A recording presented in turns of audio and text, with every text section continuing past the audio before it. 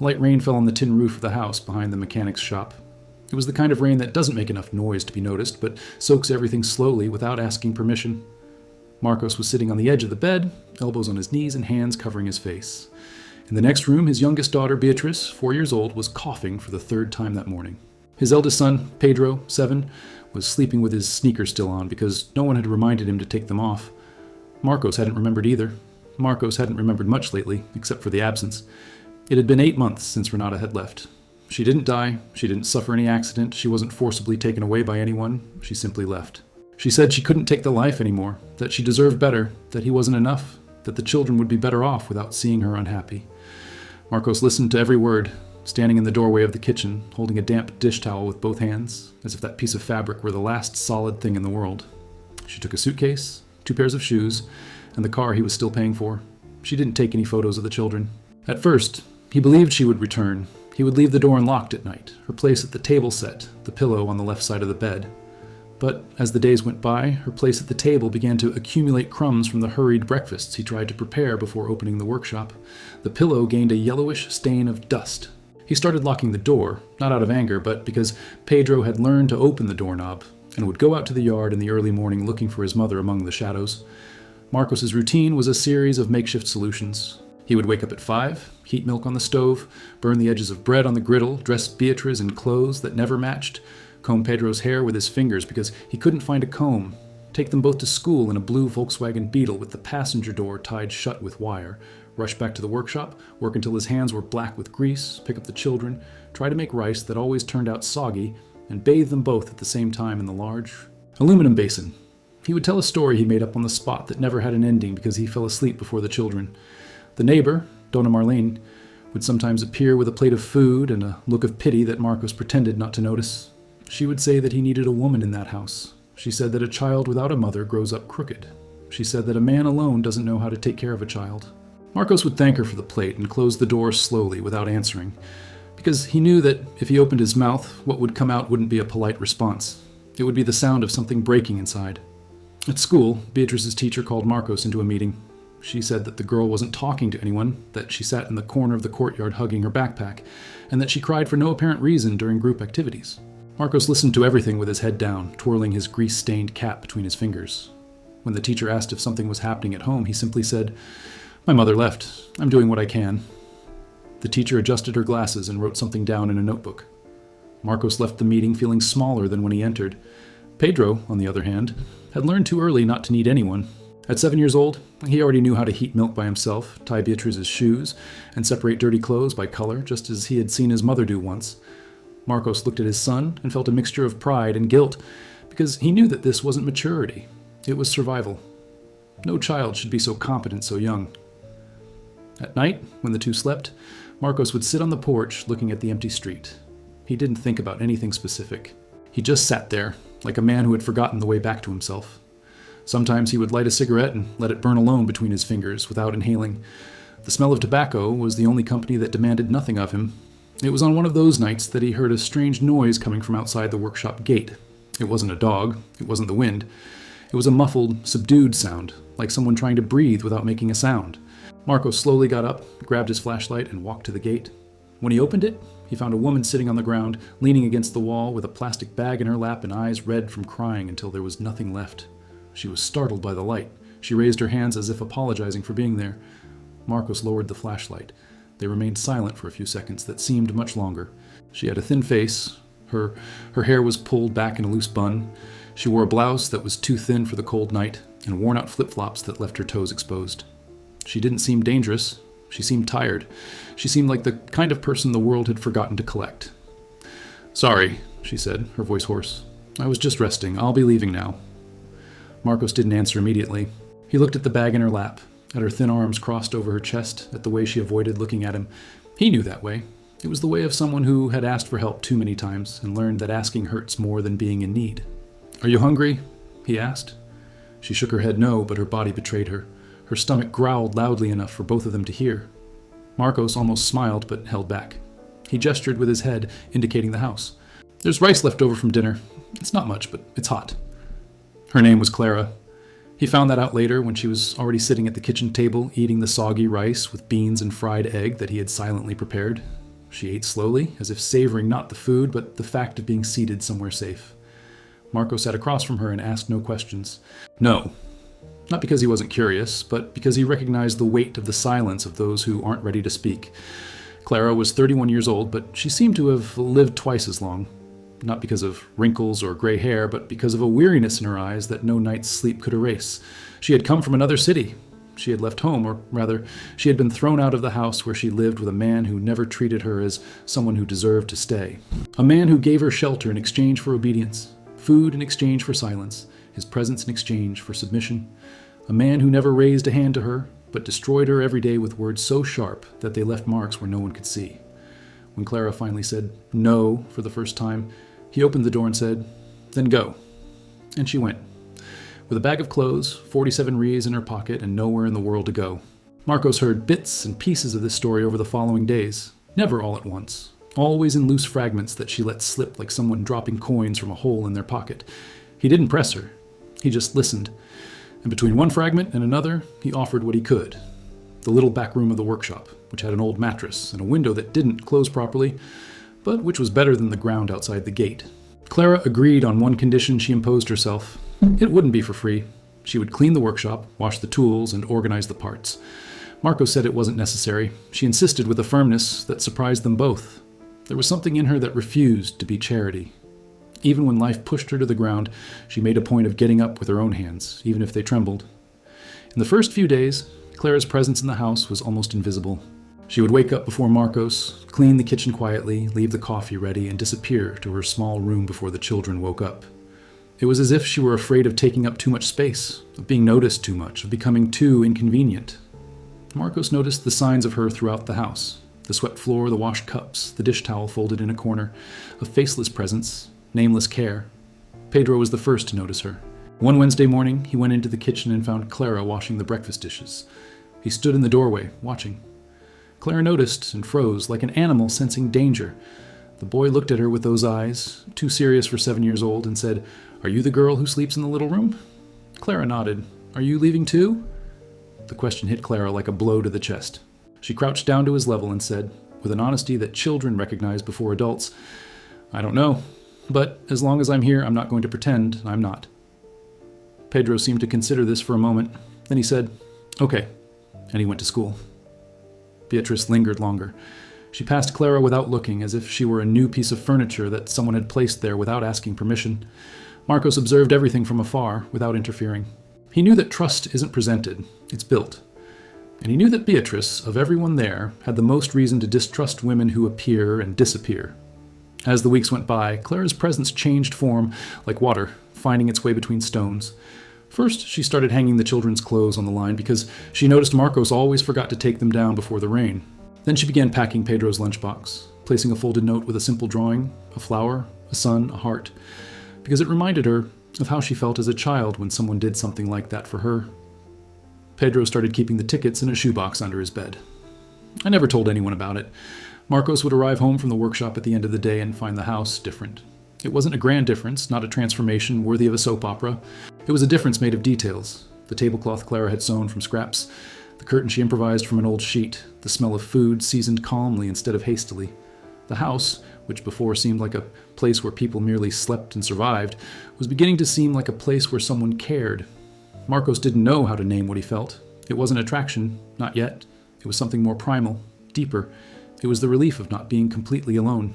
It was the silent gratitude of someone carrying an enormous weight and suddenly realizing that someone, without asking for anything, is holding the other end. But Marcos was a man who had learned to distrust relief. Renata had also been a relief, at first, before she became a wound, so he kept his distance. He treated Clara with respect, but with a formality that functioned like a wall. "Good morning, good evening, thank you for dinner, do you need anything?" Phrases that filled the air without letting anything in. Clara understood. She wasn't offended. She also carried her own walls.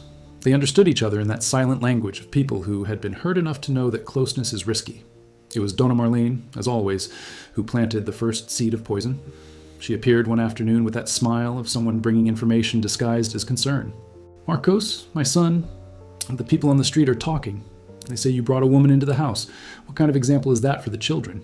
You don't even know the girl properly. Who knows where she came from, what she did? A widower of a living wife has to be careful."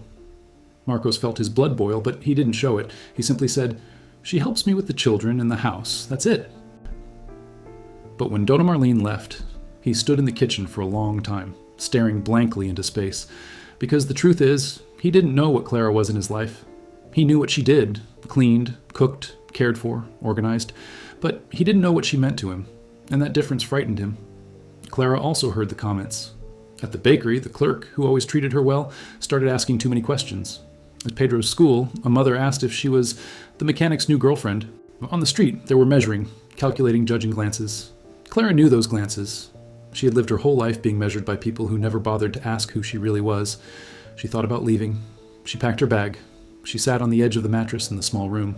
She stayed there for an hour, looking at the window that wouldn't close properly, listening to the sounds of the house. Pedro laughing at something on television, Beatrice tapping her feet on the floor, Marcos tinkering with some tool in the workshop. Sounds of life, sounds she hadn't heard in so long that she had forgotten what they sounded like. He didn't leave. The moment that changed everything didn't happen with grand gestures or declarations. It happened on an ordinary night, on an unimportant Wednesday, when Beatrice woke up screaming from a nightmare. Marcos ran to the room, picked the girl up, tried to calm her down, but she struggled, cried, called for a mother who wasn't there. Marcos spoke softly. "It's okay, Daddy's here, it's okay." But the words didn't reach her. He was failing, and he knew it, and the helplessness of a father who can't comfort his own daughter is a kind of pain that has no name. Clara appeared in the doorway of the room. She didn't say anything. "You didn't ask permission." He just sat on the edge of the bed and began to hum. An old song without defined lyrics, just melody. A sound that came from somewhere she herself might not know where to find it. Gentle, repetitive, like the swaying of a hammock. Beatrice slowly stopped crying. The sobs became less frequent. Her eyes began to close. And then, in a movement no one had planned, the girl stretched out her arms to Clara. Marco stood motionless. Clara looked at him, asking permission with her eyes. He nodded slowly. Clara picked Beatrice up. The girl snuggled against her chest as if finding a place she had always sought. In less than a minute, she fell asleep. Clara stayed there, cradling Beatrice for almost an hour. Marco sat on the floor, leaning against the wall, watching the two of them. He said nothing. He didn't need to. Something had crossed the wall. Something small, almost imperceptible, but irreversible. Like a crack in a wall that seems insignificant until the day the light shines through it. After that night, Beatrice began searching for Clara. First with her eyes, then with her steps, then with her hands. She would hold the hem of Clara's blouse while she cooked. I would sit on her lap to watch television. I would ask her to comb her hair. Clara did all this with a gentleness that seemed to contain an immense fear. The fear of loving a child who wasn't hers, the fear of occupying a place that could be taken away at any moment. Pedro observed everything with his usual seriousness. One day, he arrived home from school and found Clara helping Beatrice draw at the kitchen table.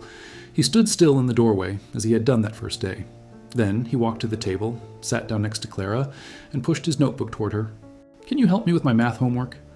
It was the first time Clara had cried since arriving at that house, but she cried with her back turned while washing the dishes so that no one would see. Marco saw. He pretended not to. Time did what time does. It transformed presence into belonging. Clara was no longer just the girl from the little room. She was the person.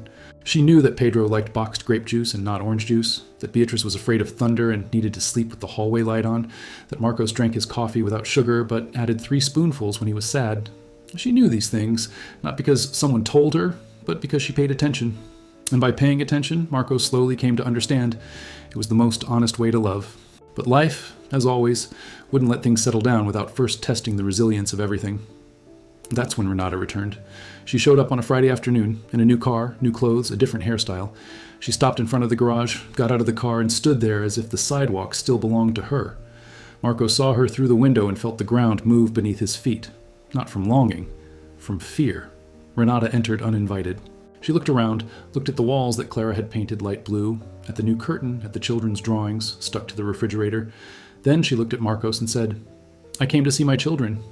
Marcos swallowed hard. "Your children are at school." "Then I'll wait." And he waited. He sat on the sofa as if he'd never left. Clara was in the kitchen preparing lunch. When Renata saw her, she raised an eyebrow and then looked at Marcos with a smile that was anything but kind. "You got ready quickly, huh?" Marcos didn't answer. Clara didn't either, but her hands trembled as she cut the tomatoes. She knew that type of woman because she knew that type of pain, the pain of being replaced, evaluated, diminished. She didn't want to be part of that game, but she already was. When Pedro and Beatriz arrived, Renata crouched down and opened her arms. Pedro stopped in the doorway and didn't move. She looked at her mother with an expression that no 7-year-old should be capable of having. A mixture of distrust and a hope he hated feeling. Beatrice looked at Renata, then at Clara, then at her father. Then she ran behind Clara and grabbed the hem of her blouse. Renata stood up slowly. Her smile faded. "What did you do to my children?" she asked Marcos, her voice sharp. "I took care of them," he replied. And for the first time in months, his voice didn't tremble. What followed were tense days that filled the house like smoke. Renata appeared every day, bringing expensive gifts, promising outings, talking about the large apartment she now had, how her life was better, how she could give the children things that Marcos couldn't. Pedro accepted the gifts politely, but left them on the bed unopened. Beatrice refused to be alone with Renata. Clara withdrew. She became invisible again. He went back to waking up before everyone else and disappearing into his small room. She went back to eating alone. She went back to being the girl who occupied the least amount of space possible, as if she were practicing disappearing completely.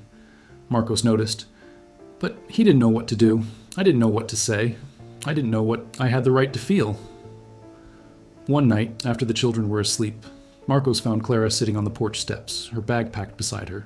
His heart sank. "Are you leaving?" She didn't look at him. "I think it's for the best. Their mother's back. I'm nobody here." "You are nobody?" "Marcos, I have nothing. I have no house, no family, no documents of any kind that prove I have any right to exist. Here. I'm the woman who appeared out of nowhere and who can disappear just as easily and nobody will notice. I'll take note." It was the first time he'd said something that wasn't practical, wasn't functional, wasn't about dinner or the children's clothes or the organization of the workshop. It was about her, about him, about the space that existed between them and that they both pretended not to see. Clara finally looked at him. So much was accumulated in her eyes. Fear, weariness, wounded hope, an ancient desire to be chosen that she no longer recognized as desire, only as pain. Marcos saw all of that, and he recognized it, because those were the same things that resided in his own eyes. "Pedro keeps his notes," he said softly. "In a shoebox under the bed. All of them. I saw them. Beatriz only sleeps if she hears his voice, and I..." He paused. He breathed. "I forgot what it was like to come home and smell food cooked with care. I forgot what it was like to have someone who could tell when I was sad by the number of spoonfuls of sugar in my coffee." Clara squeezed her eyes shut. A tear rolled down her cheek, silently. "I can't offer you much," Marcos continued. "The house is small, the car is old, I burn the rice every time. But I can offer you a place. It's not charity, it's not a favor. It's because this house is better with you in it. We're better off." Clara didn't respond with words. She lowered her head and cried. Not the restrained tears of someone ashamed, but the tears of someone finally releasing the weight of years of invisibility. Marcos sat beside her He climbed the steps and stood there. He didn't hug her, he didn't hold her hand. He just stood there. Sometimes, just standing is enough. Renata continued to show up for another 2 weeks. She brought a lawyer, she brought threats, she brought the certainty of someone who always got what she wanted. But what she found every time she arrived was the same scene. Pedro doing homework at the kitchen table with Clara, Beatriz drawing on Clara's lap, Marcos working in the workshop with the door open so he could hear the laughter inside. It was Pedro who ended everything. One day when Renata showed up, saying she was going to take the children to her apartment for the weekend, Pedro got up from the table, walked over to his mother, and said in a voice that didn't match a 7-year-old's, "Mom, you left. I saw the suitcase. I saw the door. I saw Dad crying in the bathroom, thinking I couldn't hear. I don't want to go with you. I want to stay here. Clara is here. Dad is here. This is my home." Renata looked at her son as if he were speaking another language. She looked at Marcos, searching for someone to blame. She looked at Clara, searching for a target. She found neither of them. What she found was a family that had been assembled from the pieces she herself had thrown away. She left that day, not with an outburst of anger, not with a dramatic scene. She left slowly, like the fine rain falling on a tin roof. Marcos watched her go from the same place where he had last watched her 8 months before, the kitchen door. But this time he wasn't holding a dish towel. He was holding Beatriz's hand. Things weren't perfect after that. Life doesn't work that way. The workshop continued to put pressure on the finances at the end of the month. The house remained small. The Volkswagen Beetle still had its door tied shut with wire. Marcos continued to wake up at 5 and burn the bread. But there was something different in the air, something unseen but felt, like the warmth of the sun on a cold day. Clara never officially moved into the house. It happened gradually. The mattress in the little room was replaced with a single bed that Marcos found at a thrift store. Then the little room got a real curtain, a shelf for the few books Clara had. a small mirror on the wall. Then the door between the little room and the house was always left open. Then the door ceased to exist because Marcos took it off its hinges one Sunday morning, without warning, without explaining. Clara saw the open space and understood everything. He couldn't say with words. The love between them wasn't born from kisses or declarations. It was born from the way he would run his hand down her shoulder as they passed through the kitchen. From the way she would set aside his least wrinkled shirt for school meeting days. From the way they would sit on the porch at night after the children were asleep, in silence, looking at the same empty street he had once looked at alone. From the way the silences between them ceased to be absence and became presence. The first kiss happened one Sunday morning, 3 months after Renata's final departure. Marcos was fixing the sink faucet. Clara was drying the dishes behind him. He turned to ask for the screwdriver, and she was closer than he expected. They stood there, just inches apart, for a few seconds that contained their entire story. The pain, the waiting, the fear, the gratitude, the desire. Marcos rested his forehead against hers. Clara closed her eyes, and the kiss came not as an explosion, but as a river finally reaching the sea. Calm, inevitable, immense. Pedro watched from the doorway. He said nothing. He simply returned to his room with the smallest of smiles, the kind of smile that appears when the world, even if just for a moment, makes sense. Months passed. Clara got her new documents, found a part-time job at a neighborhood seamstress, opened a bank account, and with her first paycheck, bought a pair of closed shoes that didn't leave her toes exposed. Marcos looked at the shoes and felt a warmth in his chest that took him a while to recognize because he hadn't felt it in a long time. It was pride. Not in him, but in her. In seeing her rebuild herself brick by brick with the same firmness with which she had insisted back at the beginning on not accepting charity. Beatrice started calling Clara Aunt Cla. Then, one night, without rehearsal or warning, she called her Mom. Clara was bathing her in the aluminum basin, the same one as always, and Beatrice said, "Mom, the water's cold." Clara looked at Marcos, who was leaning against the bathroom door. They looked at each other for a long moment. Clara looked back at Beatrice and said in the firmest voice she could manage, "Let me warm it up for you, my daughter." The word stuck. No one argued, no one corrected it, no one asked for an explanation. Some things name themselves when they're ready. Pedro never called Clara mother. He called her by her name, always with respect, always with a closeness that was deeper than any title. One day, the teacher asked the students to write an essay about family. Pedro wrote, "My family is my father, my sister, and Clara. Clara appeared when we needed her most. She's not my mother, but she's the person who chose to stay, and choosing to stay is harder than being born close by." The teacher called Marcos, this time not to deliver bad news. She read the essay over the phone. Marcos listened in silence, standing in the workshop, his hands black with grease and his eyes filled with tears. When she hung up, he stood still for a full minute, breathing deeply, staring at the ceiling as if there were something there he needed to be grateful for, but he didn't know who to thank. That night, after dinner, Marcos asked Clara to sit on the porch with him. The children were already asleep. The sky was clear, a rare thing in that part of town where the streetlights usually obscured the stars. But that night, for some reason, you could see some. Marcos wasn't a man of speeches. He worked with his hands, thought with his hands, felt with his hands. So he did the only thing he knew how to do. He took a simple silver ring from his pocket, bought at the neighborhood fair with money from extra work he did on a Saturday. It wasn't pretty, it didn't shine. It was probably the wrong size. But it was there in the palm of his hand, offered without words, because words were never Marcos's strong suit. Clara looked at the ring. She looked at him. She looked at the house behind them, small, imperfect, with its tin roof that creaked when it rained and the walls she had painted light blue. She looked at the window of the children's room, where a faint light still shone because Beatrice needed it to sleep. She looked at everything that months ago didn't exist for her, at everything she didn't think she deserved. She extended her left hand. Marcos placed the ring on her finger. It was loose, just as he had imagined. Clara clenched her fist to keep it from falling. And she laughed. A low, wet laugh, the kind of laugh that arises when joy is too great to contain a smile. Marcos laughed too.